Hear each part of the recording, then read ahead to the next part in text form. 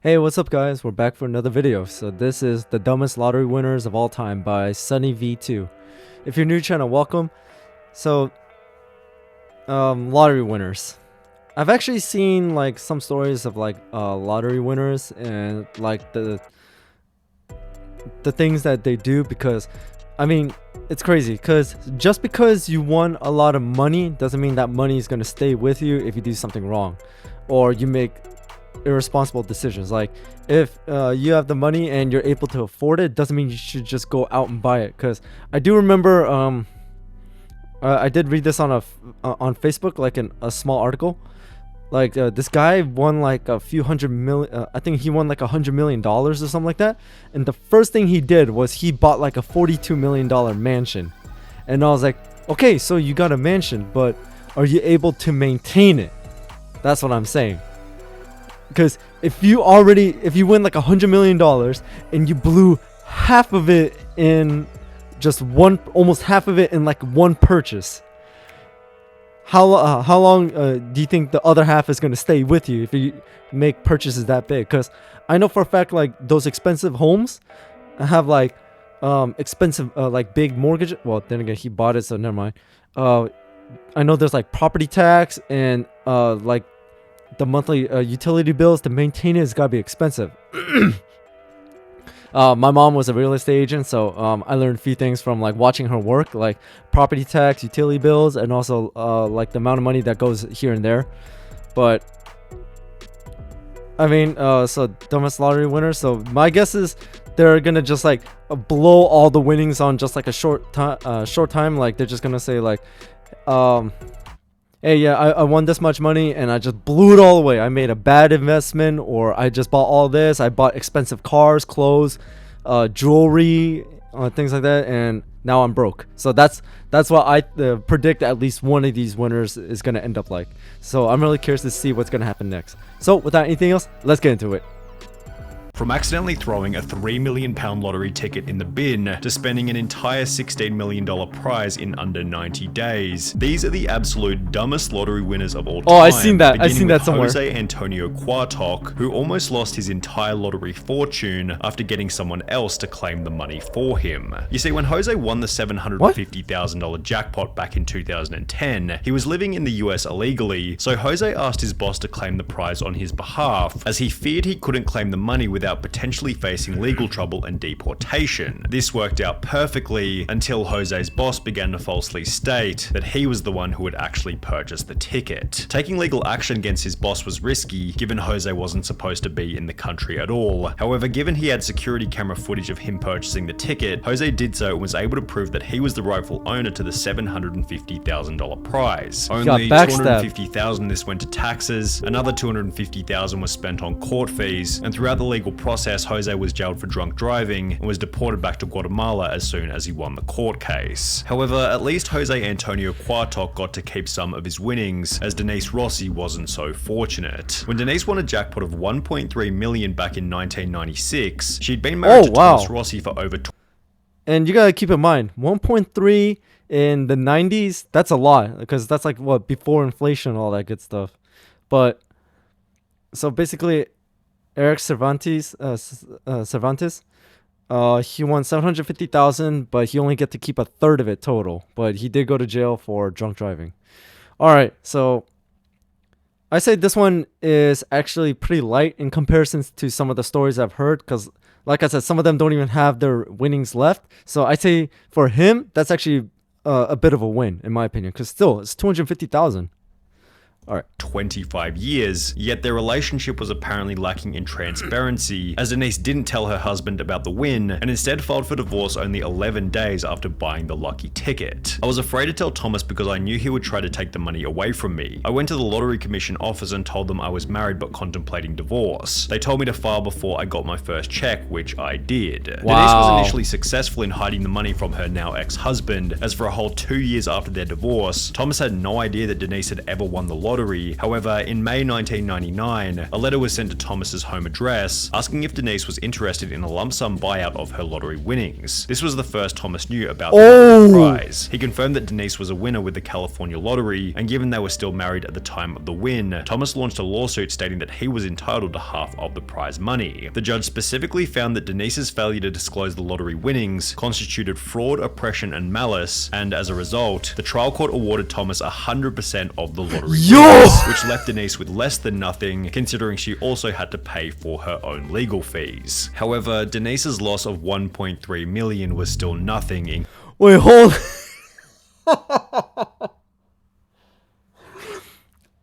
I say this is really rare, where the man won the court case when it comes to getting money. So let me get this straight. She won the money, but she did not want to share any of it with the husband.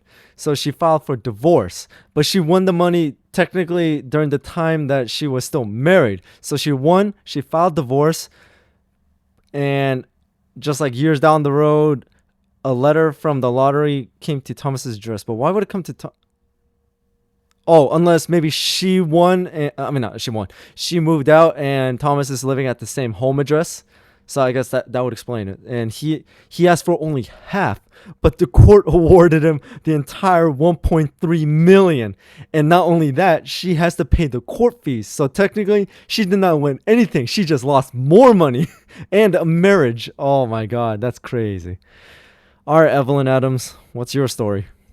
In comparison to Evelyn Adams. Dubbed the luckiest woman in America, Evelyn Adams became the first person in human history to win the lottery twice, initially for $3.9 million in October 1985, before winning another $1.4 million only 4 months later. With the probability of this win being approximately 1 in 17.3 trillion, Evelyn seemed to realize that she had no lottery luck left by stating that she was going to quit playing, and instead began to buy various businesses, including the convenience store where the lucky tickets had been purchased. While you could argue that this was a smart move, Evelyn still hadn't fixed her gambling problem, and instead of buying more lottery tickets, she instead took the rest of her winnings to the Atlantic City casinos, where she lost her entire remaining fortune to the slot machines. Without any money left, her businesses failed one after the other, and by 2012, Evelyn was living in a trailer park, while stating to the media, winning the lottery isn't always what it's cracked up to be. Kelly Rogers likely had— Hey, like I said, guys, you can it's great if you win the lottery, but you got to be responsible of how you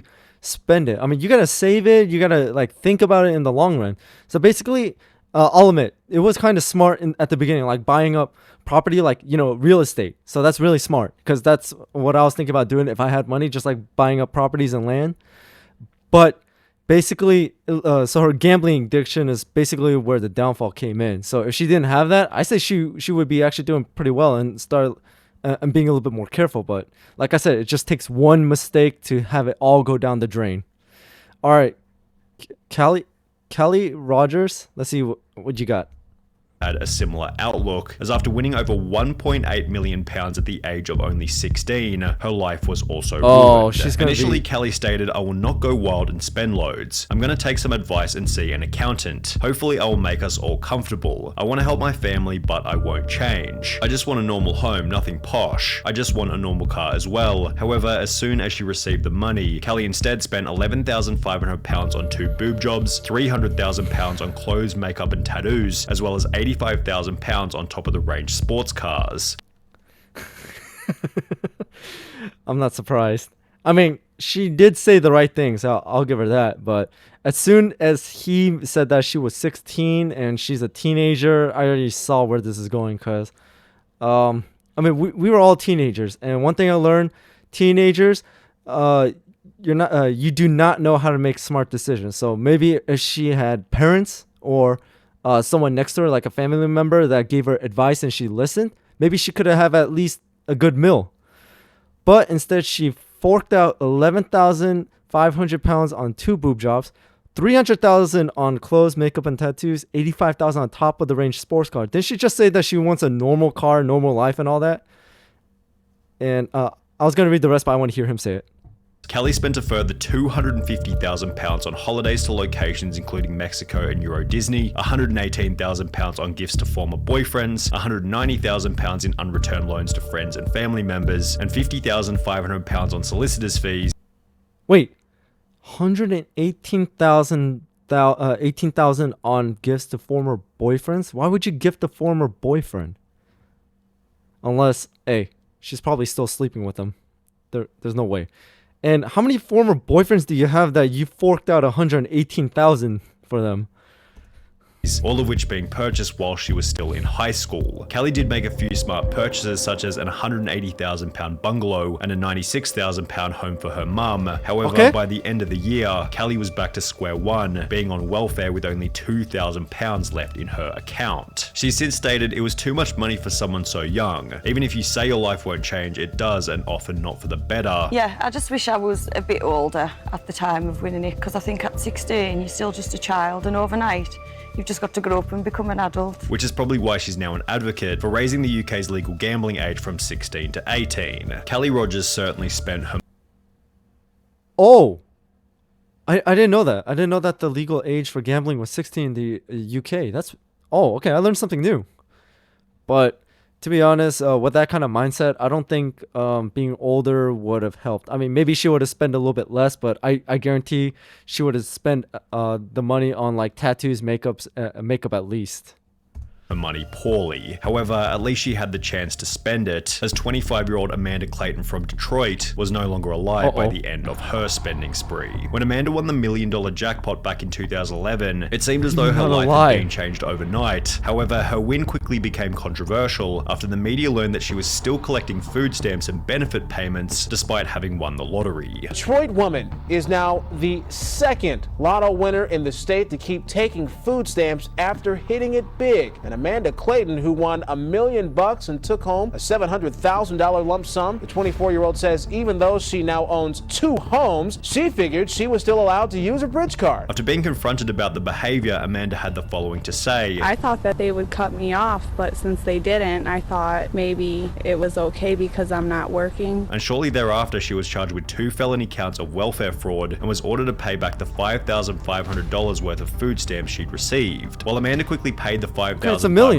back, she never got the chance to spend the rest of the money, as only 6 months later she would unfortunately overdose in one of her 2 homes. He says she was tormented by the fame and the problems that came with winning the lottery. What's the point of having money if you're not gonna have happiness? He says she didn't want the money anymore and bought things for her family and set up college funds for her children. He says she only had $67,000 of her winnings left. The end to Amanda Clayton's story was somewhat unexpected. However, a 2-second glance at Ryan McGee is more than enough to predict that this lottery win would eventually end in disaster. Crazy. After winning £6.4 million back in 2008 at the age of 27, Ryan was placed on the Sunday Times Top 100 Rich list for young people. He purchased a luxury mansion in his home country of Ireland, which featured 5 bedrooms, an indoor swimming pool, a full champagne bar, and a 2-car garage where he kept his brand new Ferrari 458 Italia. However, as you might expect, this is where things began to go terribly. Only 3 years after buying the Ferrari, Ryan slipped off the road, crashing the car into a field, mainly because he was driving in the snow. Locals were amazed Ryan was driving the Ferrari in that weather, especially when he had a more suitable Range Rover he could use. The Ferrari...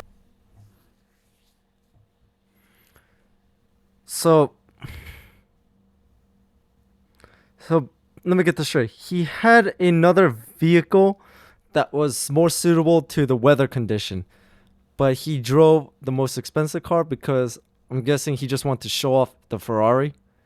Hey, like Bruce Lee said, showing off is a fool's... I forgot the quote exactly, but he said something about... Bruce Lee said, like, showing off is like a fool's idea of glory, something like that.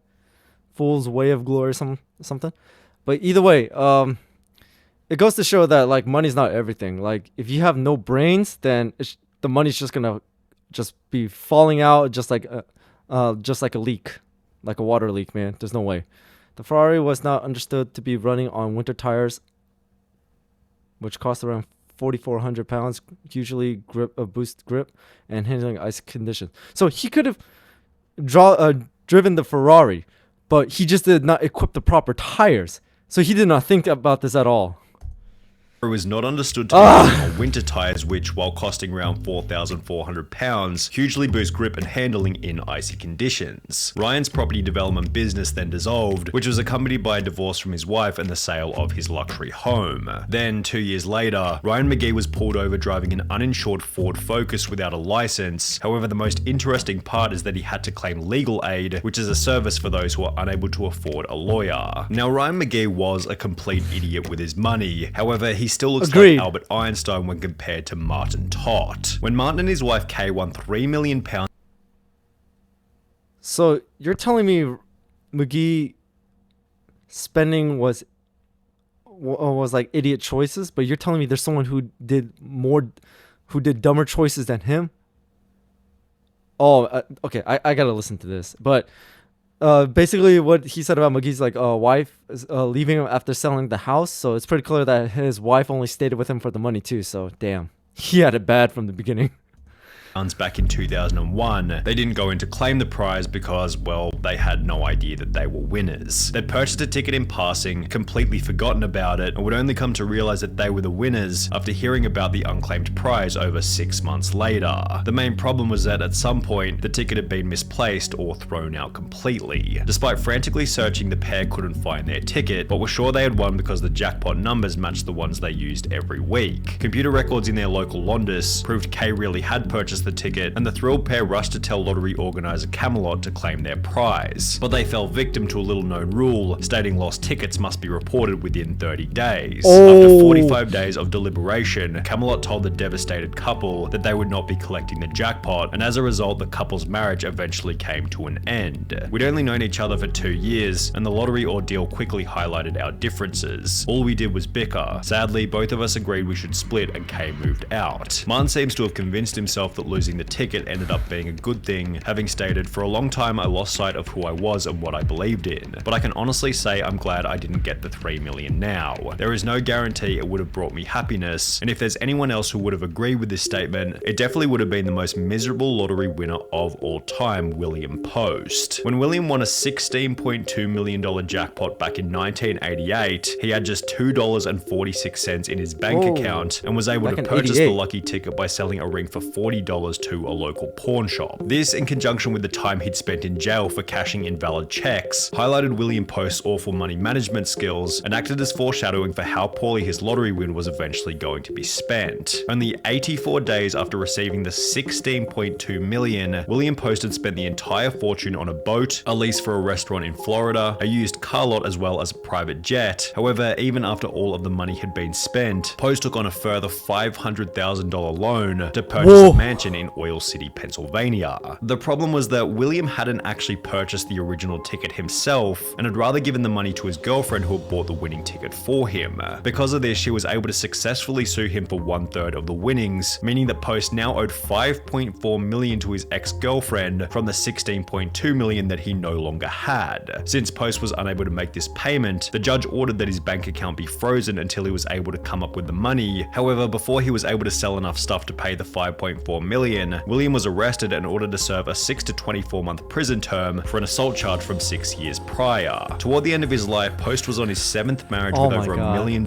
in debt and was getting by on food stamps at a job paying $450 per month. However, William Post still doesn't have the craziest lottery win story of all time. Out of all of them, he did have a foreshadowing there with his like check fraud or invalid checks and irresponsible spending, so. Title goes to Andrew Jackson Whitaker, whose life would change forever after winning $315 million back in 2002. Whoa. Unlike almost everyone else in this video, Whitaker was actually quite successful prior to winning the lottery, having built up a net worth of over $17 million with the assistance of his construction company. And while this would imply that he was in a position to manage a large lottery win, this isn't what would happen. Whitaker instantly donated 10% of the winnings to churches, Christian groups, and spent a further $14 million establishing the Jack Whitaker Foundation, which provided free food and clothing for low-income families in West Virginia. Obviously, that's nice. You're doing God's work with all this money. Yes, I am. I'm helping a lot of people, and I plan to help a lot more. He then drove back to the convenience store where he had purchased the ticket before giving the clerk a $44,000 check, a $123,000 house, and a brand new Jeep Cherokee, which was followed by Whitaker buying himself a Lamborghini, in which he'd drive around his neighborhood throwing money out of the window. After flaunting this wealth, his Lamborghini was broken into, where thieves stole $545,000 in cash. However, this apparently wasn't much of a wake-up call, as his car was then broken into for the second time, resulting in the loss of a further $200,000 cash. Why would he keep that much cash inside his car? And he's just throwing it out the window. Oh my God, I don't know.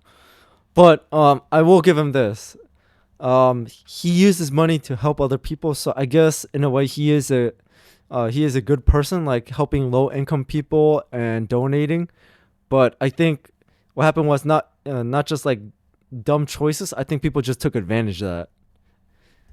Whitaker's granddaughter passed away, his daughter then passed away, which was followed by a divorce with his wife. And now you've lost your granddaughter, you're about to be divorced from your wife. Man. Where does this ever end? Leading him to state that he had lost everything. I pretty much lost everything I held dear in my life. You got lots of money. Money has never meant anything to me. You have to have money to exist in this world, but money doesn't rule the world. Money is not what makes people happy. And that he wished he had never purchased the lottery ticket in the first place. Oh, that's horrible. Wish that she'd torn the ticket up. Well, I wish that we had torn the ticket up too. I just don't like what I've become. All right. So that was dumb. Wait, I forgot the title already. The dumbest lottery winners of all time. So yeah, it goes to show, like I said, you can win as much money as you want, but overall, if you're irresponsible and making dumb choices and investments, you're just gonna lose all of it. But I say out of all of them, the last one wasn't like didn't really like fall into like the dumbest lottery winners. I mean, this man actually was genuine, and he really did want to like help other people by like giving money and also helping low-income people and poverty. So he had a good heart, it was obvious, but he just like had a stroke of bad luck when people kept breaking into his car and stealing cash. But then again, I say the dumb decision there was you shouldn't be keeping that much cash inside your car in the first place. And he had a stroke of bad luck when unfortunately his granddaughter and daughter passed. Dude, I can't imagine that, losing loved ones just like that. And I say my favorite one was I think it was the second one, that woman who divorced her husband after she so basically she won the lottery and then divorced her husband, and apparently the lottery mailed to the husband's like address, and he won all of the money. I say that was my favorite one because like I said, it's pretty rare to have the man win a court case like that. It's usually the woman when it comes to divorces or child support. But either way, so it goes to show, guys, money can't buy happiness, and also please be responsible with your spendings. I mean, right now, I'm I'm working and all that, but I'm not like making a lot, and I'm saving. So that's why when I started this channel, I know that my camera was like very low quality and there was like a slow blurry and pixelated. It's because I used the low quality camera because I was saving up. Because I wanted to buy a better mic and a better camera, but the camera now is my phone that I'm using right now and I've been using for the past videos.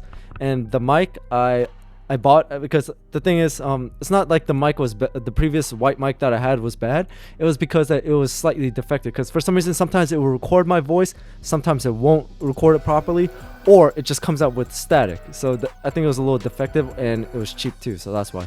But either way, so this was another video, and like I said, I've been trying things new. So if you guys have other videos you guys want me to check out, please put in the comments below. Oh, and earlier today I checked out the Gen Z can't answer the most basic questions video earlier today, so I watched 2 videos just like that. But if you have anything else, put it down in the comments below and I'll check it out when I can. But if I did check it out, I'll let you guys know.